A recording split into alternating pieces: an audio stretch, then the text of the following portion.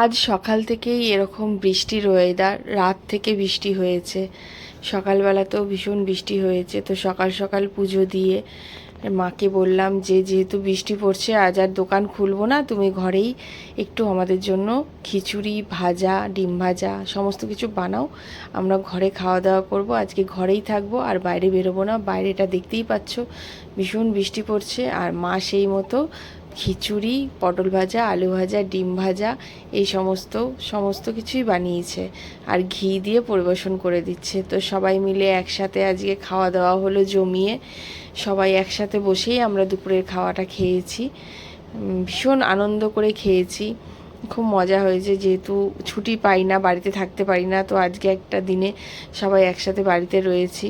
তো সবাই একসাথে খাওয়া দাওয়া করে দুপুরবেলা একটা জমিয়ে ঘুম দিলাম। ঘুম থেকে উঠে আমরা ভাবলাম যে যাই, সারাটা দিন তো ঘরেই বসে আছি, একটু বাইরে বেরিয়ে আসি।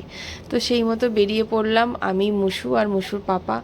একটুখানি রামপ্রসাদের লস্যি খাওয়া হলো, এগরোল খাওয়া হলো। মসু বায়না করছিল যে ও মিয়মরের কেক খাবে, তো আমরা মিয়মরে চলে গেলাম, ওকে দুটো কেক কিনে দিলাম, ও কেক খেলো। এবং সেই সময়তে একজন দাদা আমাদেরকে ফোন করলো যে দিদি আজকে দোকান খোলেননি। আমি বললাম যে না, আজকে বৃষ্টির জন্য দোকান বন্ধ রেখেছি। তো উনি আমার দোকানের সামনেই দাঁড়িয়েছিলেন, উনি বললেন এরকম ঝড়ে আমাদের দোকানে কিছু ক্ষয়ক্ষতি হয়েছে। তো আমরা সাথে সাথেই দোকানে চলে গেলাম। আর তোমরা যে দেখতেই পাচ্ছ দোকানের বোর্ডটা ভেঙে পড়ে রয়েছে, মানে ঝড়েই ভেঙে গেছে, পড়ে রয়েছে। আমাদের মানে যেই দোকানের চালাটা রয়েছে সেই চালার উপরে যে পলিথিন প্লাস্টিক দেওয়া ছিল সেই সমস্ত কিছু উড়ে নিয়ে গেছে, ঝড়ে পেছনে ফেলে দিয়েছে। তো ভীষণই ক্ষয়ক্ষতি হয়েছে দোকানের। আর খুবই খারাপ লাগছে, যেহেতু এই বোর্ডটা হলো আমার দোকানের প্রথম বোর্ড। যেই সময়টাতে আমাদের দোকানের যে চালাটা দেখতে পাও তোমরা এখন, সেই সময় চালাটাও ছিল না, সেই সময়কার এই বোর্ডটা। তো ভীষণই খারাপ লাগছে যে এরকমভাবে ভেঙে গেছে, আবার নতুন করে করতে হবে, গুছিয়ে নিতে হবে। সবটাই তো প্রাকৃতিক দুর্যোগ, এই দুর্যোগের উপর কারোরই হাত নেই। তো আবার নতুন করে সমস্ত কিছু গুছিয়ে তুলতে হবে, একটু সময় লাগবে। কিন্তু তার মধ্যেও দোকান আমাদের বন্ধ থাকবে না, কাল থেকে যেরকম দোকান খোলা থাকা সেরকম দোকান খোলা থাকবে। একটু গুছিয়ে নেব, একটু গুছিয়ে নিতে টাইম লাগবে। সবাই তোমরা পাশে থেকো এভাবেই, তাহলে আবার প্রথম থেকে শুরু করতে পারবো। তো কিছু বলার নেই, বুঝতেই পারছো মনটা ভীষণই খারাপ। বোর্ডটা ফেলে দিতে পারছি না, ভেঙে গেছে দেখেও সাইডে এক সাইডে রেখে দিয়েছি, যদি কিছু করা যায় সেই ভেবে। যেহেতু অনেক কষ্ট করে করা জিনিস ফেলে দিতে ভীষণই খারাপ লাগে। তো এইভাবে সন্ধ্যাটা কাটলো। কাটার পর বাড়িতে চলে এলাম। বাড়িতে এসে একটু অল্প কিছু খাওয়া দাওয়া করে ভয়েস ওভারটা দিয়ে দিলাম।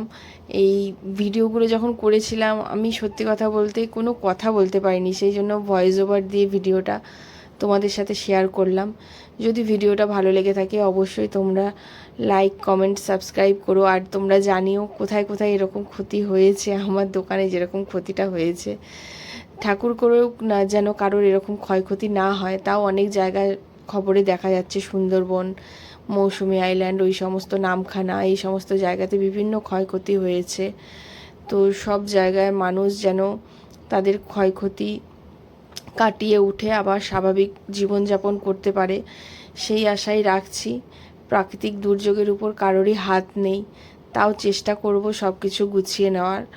তোমরা যেখানে থাকবে সবাই সুস্থ থেকো, ভালো থেকো। এরকম ঝড় বৃষ্টির দিনে বাইরে না বেরিয়ে ঘরে থাকারই চেষ্টা করো। তো এইটুকুই বলার। আর পুরো ভিডিওটা যারা দেখছো যদি ভালো লাগে অবশ্যই শেয়ার করো।